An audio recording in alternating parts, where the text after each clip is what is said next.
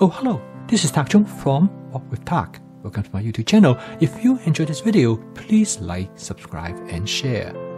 Please feel free to write me at walkwithtak@gmail.com if you have any question regarding to this video or any other video that I have posted in the past. If you have any video that you would like me to make, please let me know. I'm looking forward to hearing from you. Picking a walk could be a challenging task because there are different types of walks, and walks can be divided basically into two types, with non-stick coating or without non-stick coating or natural surface. So which one should you pick? Peter is a good example to demonstrate how to select a walk with non-stick coating or without non-stick coating. Now, Peter has always cooked in cooking utensils with non-stick coating, so it's natural for him to select a wok with non-stick coating. Peter discovered that when you cook with wok with non-stick coating, you have to be very careful to avoid scratching the surface of the wok. One day, Peter's son came back from college, and he decided to use Peter's wok to stir-fry some food. And when Peter came back, he discovered that his wok was badly scratched because his son used a metal spatula. And from this point on, Peter decided he is not going to use a wok with non-stick coating. He's going to use wok without non-stick coating because he doesn't have to fuss with the wok. So I agree with Peter completely that you should not use a wok with non-stick coating. You should always use a wok without non-stick coating because they're far more sturdy and far more suitable for stir-frying. However, when it comes to wok without non-stick coating or natural surface, there are several different types. There are cast iron, light cast iron, carbon steel, and stainless steel. So which one should you pick? So I'm going to give you several examples of the wok that people pick under these situations. The one that first I want to mention is about Rick, and he picked a cast iron wok.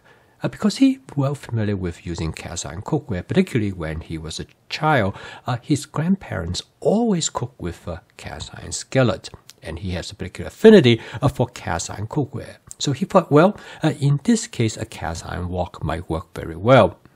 Well, after he got a cast iron wok, several things he found out that it really is not useful for his purpose. First and foremost is the cast iron wok is very heavy.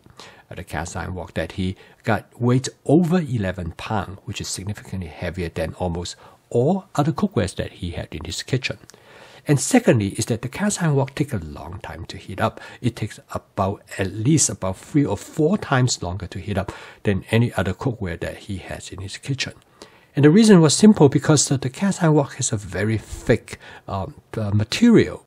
And I probably find that with the cast iron wok, with the handle of the cast iron wok are integrated into the wok itself, of extension of the material. So consequently, it is not insulated. So when the wok heat up, the handle gets as hot as the wok. So make it very difficult to handle. And always very concerned about getting burned. But unfortunately, at one time he was in a hurry. He forgot and tried to grab the handle of the wok. And this experience has seared in his memory. And because of this, he gave up using the cast iron wok, and mainly because of the inconvenience and also because of the handles are not insulated. The most popular material for a wok is carbon steel. Now, Sandra bought a carbon steel wok and she really likes it. Carbon steel wok is light and easy to handle, and the material is very strong. It also transmits heat easily and it heats up rapidly as well. Sandra Cook used his carbon steel wok on a gas electric stove, and she really enjoyed using it. And she used it often, but she used it mainly for stir frying. Carbon steel has a limitation, is that you have to have a protective oil film on the surface of carbon steel wok after you finish using it. So most of the time, you should only use the carbon steel wok for stir frying because stir frying will create that protective oil film. And if you use the carbon steel wok, say for boiling water or cooking food that have a high acidic content, it will remove this layer. Also, carbon steel wok should not be washed with soap. And if you do that, it will become rusted. At one time, Sandra was away on a meeting, and when she came back, she looked into the kitchen and looked under the counter and looked for her carbon steel wok, and she discovered the carbon steel wok is terribly rusted. And the reason for that is that after she was gone, her husband used the carbon steel wok to do some stir frying, and afterwards he decided that he wanted to clean up the carbon steel wok because normally you do not wash the carbon steel wok very well. So he scrubbed it and used soap and using a heavy-duty scrubber. The wok looks great, but unfortunately with that protective oil film layer being removed, the carbon steel wok started to rust rapidly, and that's why when Sandra came home, to her great disappointment, her carbon steel wok is badly rusted. Jeff also bought a carbon steel wok, but Jeff used a glass-top electric stove. When he started using his carbon steel wok, he discovered that his carbon steel wok wobbled on the surface of the glass-top electric stove. Now, the glass-top electric stove has a completely flat surface, so in order for the wok to sit properly, Jeff's wok is a wok with a flat bottom surface area. And however, when the wok is being heated up, the carbon steel starts to change shape, with the center part of the carbon steel expand more, so it starts to bulge out. And the end result is that it becomes unstable. In fact, in some situations, the carbon steel wok actually will spin on top of the flat glass-top electric stove, which is not stable and not good for stir-frying at all. Therefore, from the experience of Sandra and Jeff, the carbon steel wok works very well for stir-frying, but it certainly has its limitations. And it also, because it tends to rust, and it has to be protected by the oil film on the surface of the wok, it makes less flexible for it to do different types of cooking. The very commonly used material for making a wok is light cast iron. Light cast iron is very similar to cast iron, except it is lighter. And because of the similarity to cast iron, light cast iron tends to be brittle.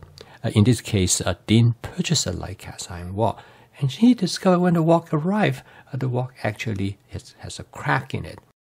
The reason why Dean bought a light cast iron wok is because he has a glass-top electric stove, and the light cast iron wok do not undergo shape change when it is heated up. So this would not cause the wok to bulge and affect the stability of the wok on the stove. However, Dean really liked the property of the light cast wok in terms of cooking. It is very similar to carbon steel. It tends to heat up very rapidly, and it also relatively lightweight. And nevertheless, the light cast iron wok has one drawback. It's similar to carbon steel because it tends to rust. You have to keep the wok with a layer of protective oil film to prevent it from rusting. So the light cast wok is not suitable for boiling water or cooking food with a high acidic content. And also, you cannot wash the light cast wok with soap or detergent or scrub it hard. So the last scenarios come to when Mary she bought a stainless steel wok. The stainless steel wok turned out to be excellent from Mary's standpoint, because she does not want to fuss with carbon steel like cast iron or cast iron, which she has to treat them differently. And Mary can treat her stainless steel wok as she would treat all her other kitchen cookware. She can wash it with soap, she can scrub it, she can put it into the dishwasher without having to worry about it getting rusted. Furthermore, she can use her stainless steel wok in any cooking function that she normally does in her kitchen. She can use it to boil water, she can use it to cook acidic food materials such as making a spaghetti sauce. And this way, it gives her a lot of flexibility in making her wok to be capable in many other type of cooking functions. That is a great advantage because she can pretty much get rid of all her other cooking utensils and use her stainless steel wok as her primary cooking utensils. In fact, that's what she does. She uses her stainless steel wok for almost 95% of all her cooking functions in her kitchen. A stainless steel wok is very easy to season. To create a non-stick cook surface, use my spot seasoning method. So the end result, the stainless steel wok provide many functions in addition to stir frying. You can use the stainless steel wok to cover many different types of cooking functions. I also use the stainless steel wok as my everyday wok, and I share the same experience as Mary. I find the stainless steel wok to be adaptable, flexible, and easy to maintain. And consequently, I find that I can focus on my cooking rather than focus on taking care of my wok. And because of this reason, I strongly recommend a stainless steel wok over any other type of wok materials. I post a video each day to help you to make home cooking as part of your daily routine using my fast cooking system. With this cooking system, you will find your home cooking to be practical, efficient, creative, and fun. If you'd like to learn more about this fast cooking system, please subscribe to this YouTube channel. I will see you tomorrow, so keep on cooking.